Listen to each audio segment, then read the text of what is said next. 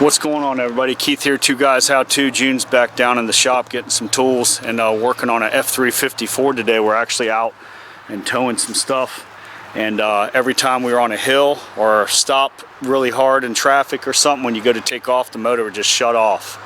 So we changed the oil, checked the fuel filter, checked the fuel lines, all that is good. And then I said, you know what, it's got to be a sensor in the throttle, something. So if you look at the top of the motor, this has a 7.3 turbo diesel. You've got your ICP sensor here, and down there is your IPR. It's your injector pressure sensor. And let me see if I can show you where it is. If you look at the fuel bowl here, it's going to be way down there, and it's got a plug in it. You can see that kind of zinc colored, copper, more yellow colored sensor, and the nut is laying down in there on the valley pan on the top of the intake there. So I'll show you here, right here. And what it is this solenoid slides back and forth. It's kind of like a solenoid for like a snowplow or something like that. And I can try to show them with this long wrench here, or maybe even this magnet. It's this sensor right here, and you see how it slides on and off. And that's what's doing it. So when you take off, this thing's kicking back and you're losing throttle, and then it'll start again and run. But you really need this for the injection pressure from the oil, and hopefully you guys can see that. So it's got threads here on the tip, and there's a nut there. It's actually a washer. Give that to June. And it looks like we lost another piece to it. There's a top piece that goes on it. I'll show you. I think what's happening, this goes on the top and then the nut goes on that thing. Let me see if I can get up in here. This kind of goes, this goes like that to hold that sensor on, and there's a little cheap nut that goes right there. And I think what happened is that sensor's leaking oil. You can see it down there on the intake, and that nut just got loose and fell off. So I am going to find that nut. If not, I'm going to have to try to grab one from an old sensor that we have in the shop, or try to match something up. So let me go get a nut, and then we'll get this thing fixed and problem solved. I'm still going to swap that sensor, but that'll be another video, or check it out. I think we have other videos of that sensor, the IPR and the ICP here. So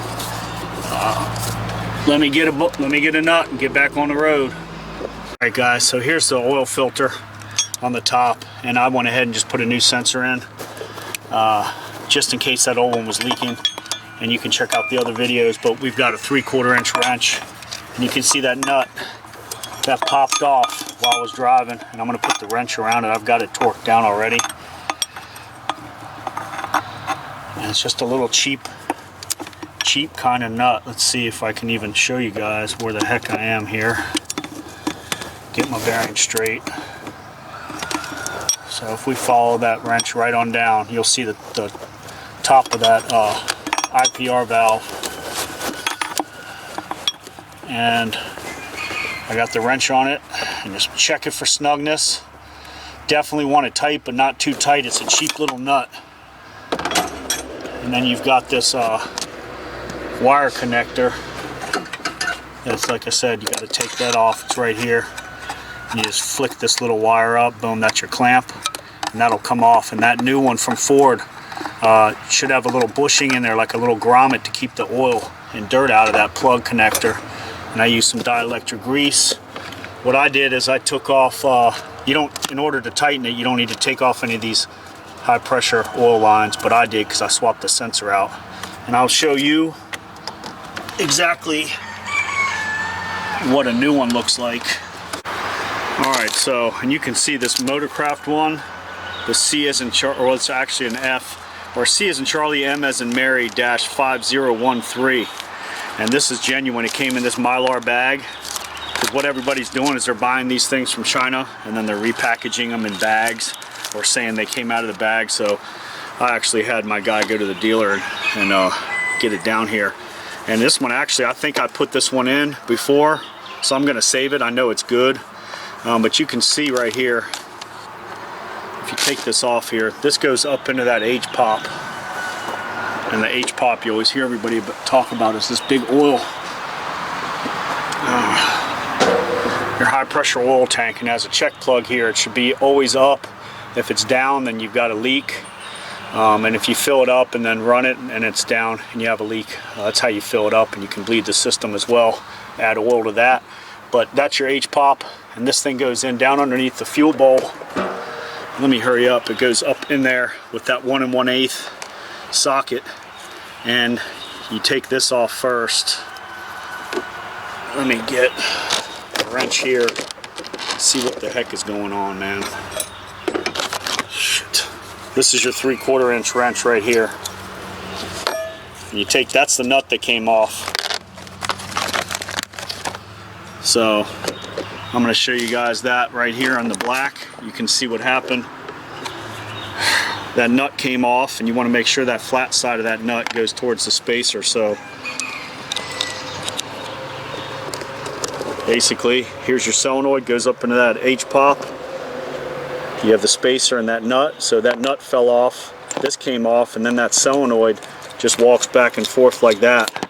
And it's got electrical connection, so there's a magnet in there.